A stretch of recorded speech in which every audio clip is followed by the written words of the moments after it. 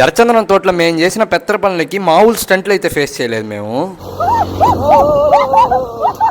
అసలు మ్యాటర్ ఏంటంటే నేను సర్కాస్టిక్ సాయి అన్న, నిక్కీ, అలాగే ఇంకో సాయి మేమందరం కలిసి అయితే క్యాంపింగ్ అయితే వచ్చాం గెస్ట్ హౌస్ కి. ఇంకా గెస్ట్ హౌస్ లో ఏటీవీ ఉంటే ఆ ఏటీవీకి పెట్రోల్ లేకపోతే పెట్రోల్ పట్టిద్దామని చెప్పి రోడ్లోకి అయితే తీసుకొని వచ్చాము. ఆ రోడ్ అంతా గతుకులుగా ఉంది. నేనైతే గాల్లో ఎగిరా.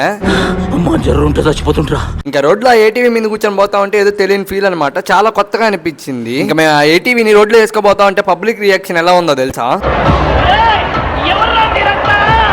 ఇంకా ఏటీవీకి అయితే పెట్రోల్ పట్టించేసి మేమైతే ఎర్రచందనం తోటకైతే వచ్చాము. నాకు ఎప్పటి నుంచి ఎర్రచందనాన్ని దగ్గరగా రియల్ గా చూడాలనిపించేది, కానీ ఈ రోజు అయితే చూసేసాను దాన్ని. A few moments later. బాగున్న ఏటీవీని రైజ్ చేసి మరీ దుమ్ము లేపాడు. ఇప్పుడు ఆ ఏటీవీ స్టార్ట్ అవ్వట్లా.